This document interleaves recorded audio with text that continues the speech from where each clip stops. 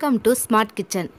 நம்ம வீடியோக்குள்ளே போகிறதுக்கு முன்னாடி இது வரைக்கும் நம்ம சேனலை சப்ஸ்கிரைப் பண்ணாதவங்க சப்ஸ்கிரைப் பண்ணுங்கள். கூடவே இருக்க பெல் பட்டனையும் ப்ரெஸ் பண்ணுங்கள்.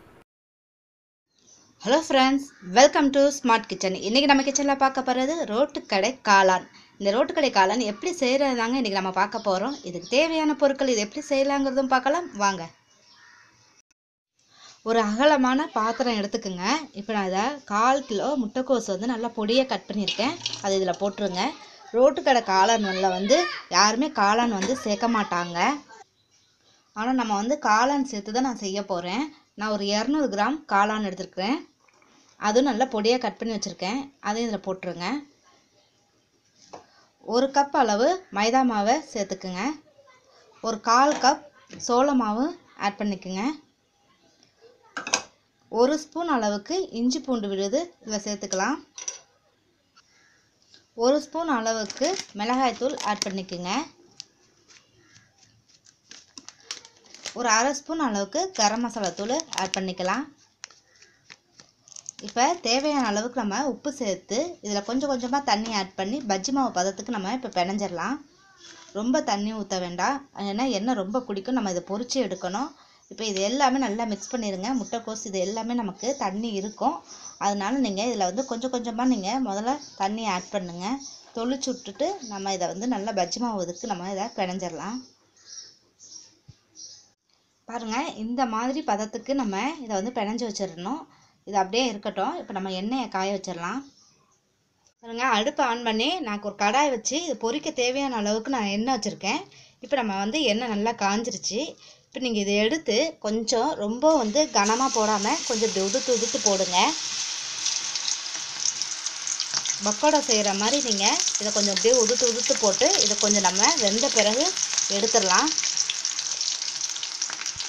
பாருங்கள், நல்லா உங்களுக்கு வெந்துருச்சு.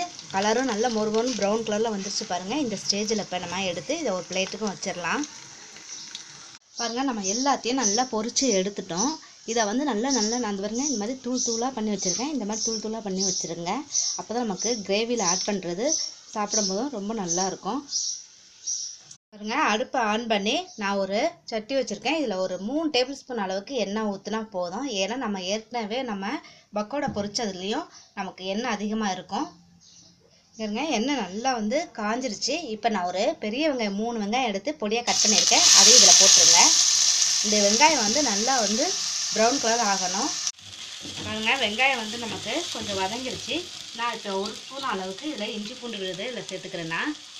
இந்த இஞ்சி பூண்டு விழுதோடைய பச்சை வாசனை போடணும். அதனால் ஒரு 2 நிமிஷம் மட்டும் இதை வதக்கிக்கலாம். இப்போ நான் 2 தக்காளி பொடியாக கட் பண்ணி வச்சுருக்கேன். அதையும் இதில் சேர்த்துட்டு இந்த தக்காளி கொஞ்சம் மசியணும். சில பேர் வெங்காயம் தான் ஆட் பண்ணுவாங்க, தக்காளி கூட சேர்க்க மாட்டாங்க. ஆனால் தக்காளியோடு செய்கிறது நமக்கு ரொம்ப நல்லா டேஸ்ட்டு கொடுக்குது. அப்புறம் இஞ்சி பூண்டு போட்டு நம்ம நல்லா வதங்கிருச்சு. இப்போ நான் ஒரு 2 டேபிள் ஸ்பூன் அளவுக்கு மிளகாய்த்தூள் ஆட் பண்ணுறேன். ஏன்னா நான் கேபேஜும் மஷ்ரூமும் கொஞ்சம் கூடவே எடுத்துருக்கனால நான் ஆட் பண்ணிக்கிறேன் கூடவே. இப்போ நம்ம கரம் மசாலா தூள் இதில் 1 ஸ்பூன் அளவுக்கு ஆட் பண்ணிக்கோங்க. இப்போ இது ரெண்டுத்தையும் போட்டு நல்லா மிக்ஸ் பண்ணிவிட்டு ஒரு பெரிய ஸ்பூன் அளவுக்கு 1 ஸ்பூன் நான் டொமேட்டோ கெச்சப் எடுத்துக்கிறேன். நல்லாயிருக்கும் உங்களுக்கு. இப்போ 1 டேபிள் ஸ்பூன் அளவுக்கு சோயா சாஸ் ஊற்றிக்கிங்க. இது ரெண்டும் நல்லா மிக்ஸ் பண்ணி விட்டுருங்க. ஒரு பிஞ்ச் அளவு எடுத்து நான் கொஞ்சம் போல் தண்ணியில் ஃபுட் கலர் கலருக்கேன், கொஞ்சம் ரெட் கலரு, அதையும் இது ஊற்றிக்குங்க. ஊற்றிட்டு இப்போ இது எல்லாமே மிக்ஸ் பண்ணிவிட்டு இதில் நம்ம 1 டம்ளர் அளவுக்கு கொஞ்சம் தண்ணி ஆட் பண்ணிக்கோங்க. இப்போ இது ஒரு கொதி வரட்டும் உங்களுக்கு. பாருங்கள், இப்போ நல்லா கொதி வந்துருச்சு. இப்போ நம்ம பொரிச்சு எடுத்த இந்த மஷ்ரூம் கேபேஜும் ரெண்டுத்தையும் இதில் போட்டுருவோம் நம்ம. இப்போ நான் 1/4 கிலோ கேபேஜுக்கு 200 கிராம் மஷ்ரூம் எடுத்துருக்குறேன்.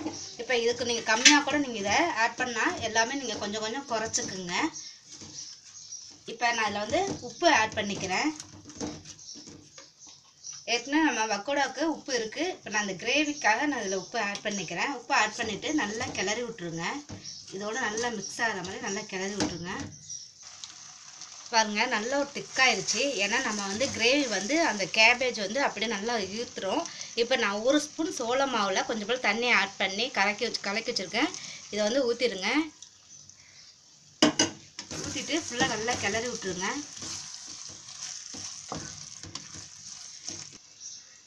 பாருங்கள், சூப்பரான ரோட்டு கடை காளான் ரெடி ஆயிடுச்சு. இப்போ நம்ம கடைசியாக கொஞ்சம் போல் மல்லித்தலை தூவிக்குங்க. தூவிட்டு இப்போ நம்ம அது ஒரு கிளறிட்டோம். நல்ல ஒரு திக்னஸ் வந்துருச்சு பாருங்கள். இப்போ வந்து நம்ம அடுப்பை ஆஃப் பண்ணிடுவோம்.